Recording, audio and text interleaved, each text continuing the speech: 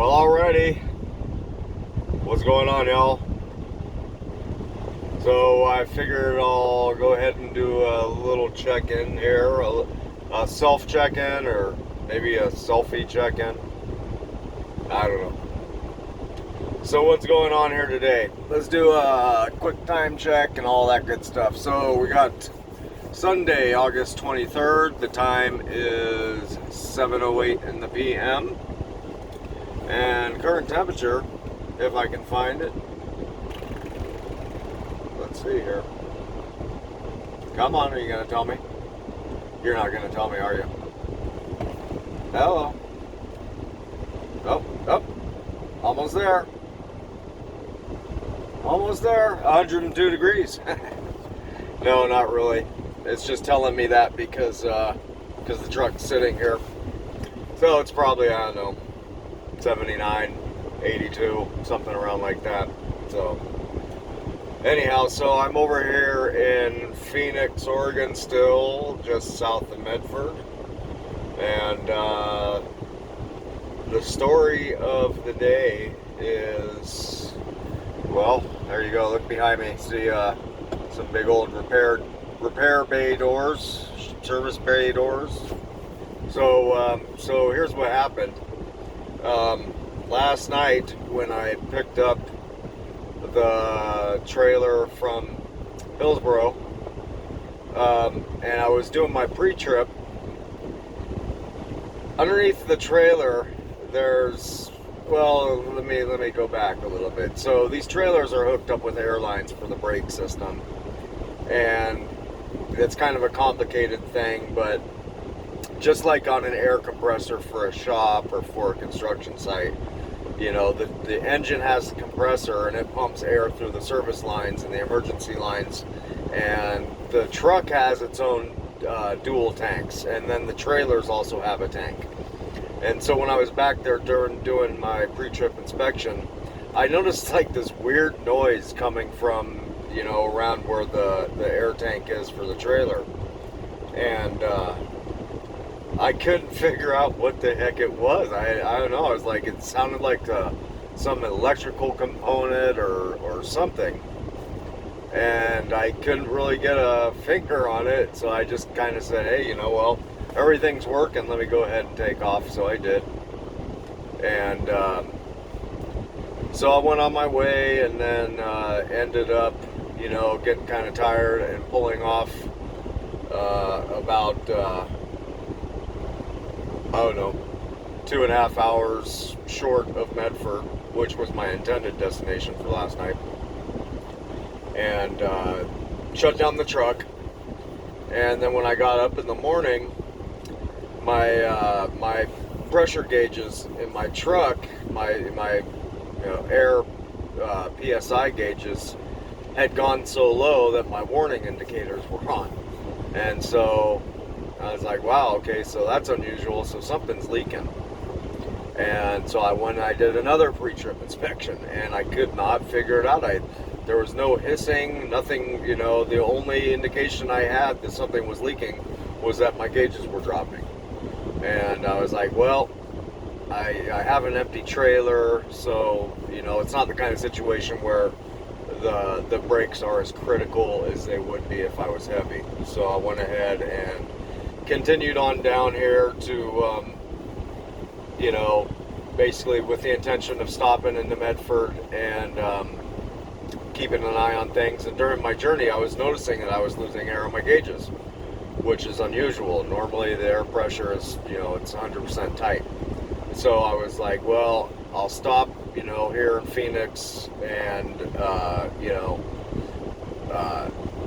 do some further diagnostic stuff on it, you know, basically, what's the word? Basically, there's a way that I can separate the truck from the trailer and identify, you know, which is leaking, whether it's the truck, the part that's leaking, or the trailer part that's leaking. So I did that, and or that was my plan, and then to maybe catch another little 2-hour nap or something like that. And so when I got here, geez, what did I do? I guess I got here and just decided to scratch the nap in lieu for another pre-trip inspection. That's what it was. So I went ahead and I did this system check where I can separate the two. I can individualize it, you know, and so I climbed underneath the trailer and I shut the rig down, and this time, not only did I hear this weird noise coming from the tank underneath the trailer, but I did hear a hissing, and I could not identify it. I couldn't figure out where it was coming from. So got on the horn with the boss and let him know. And so what will happen is, if you have an air leak and you run through a DOT weigh scale, you know, station, and they, you know, randomly do an inspection on you and discover a leak, they'll take you out of service. They'll basically stop you in your tracks and will not allow you to continue on, and potentially could even violate you, you know, get, you know, big old hefty fine kind of thing and all that stuff, because, you know, during the operation of these big commercial vehicles, the drivers are responsible for them. They are responsible for the safe operation and getting from point A to point B safely, and so anything like that could fall on me. And so, you know, I brought that up to the boss, and he was like, all right, well, let's go ahead, since I'm right here at the Petro, and they have service bays, you know, let's go ahead and do a DOT inspection on the trailer. And so, you know, we went through all that rigmarole and got the inspection going, and the guy doing the inspection, he even missed it.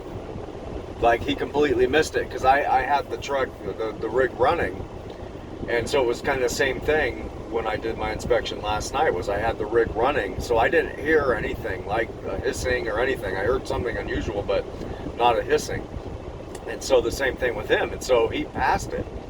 And then I was like, well, wait a minute, though. I know that something's leaking for sure, because my pressure gauges are falling, and I heard a hissing, and so we went back down underneath there again, and I should, you know, turn the rig off, and then he heard it. And so we went from there. And so at that point, they, you know, realized that, okay, some service or repairs need to be performed on it, and in order to do that, they have to get approval from Amazon, authorization. So that takes a little bit of time also. And so they went ahead and got the authorization and approval from Amazon to do whatever it takes to get it, you know, back up to spec. And so currently, that is what they're doing. They have this whole, you know, there's basically, with all these different airlines, they have relays, and you know, which tell the brakes what to do depending on whether I'm setting the emergency brakes, the parking brakes, or the service brakes. And and that's all connected to the tank. And so right now he's got that whole thing completely, you know, tore apart, and it's going through and servicing it. And so here I sit, and wait. And it's not even the kind of situation where I can really hop in the rack and get a nap in either, because I kind of have to be available to the service tech, you know, if he needs me to do anything with the truck.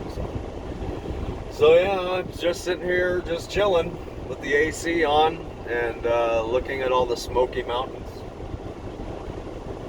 And yeah, whatever. I was actually had started putting on a movie, and then got roused back up. So I don't know. So what's going to happen in the near future is, as soon as they get this puppy all squared away and the leak resolved, I am going to pull up into one of these open slots right in front of me over here, where these trucks are beginning to fill them up. So as long as one is still available for me, and get some shut-eye, and then wake up bright and early. Well, maybe not even bright and early, but early. It might be dark and early. and hit the road and make my way on back down to Fresno via Sacramento, via Vacaville, likely. So that's what's going on with me today. Yes, sir. And that's about that. So there you have it. See ya.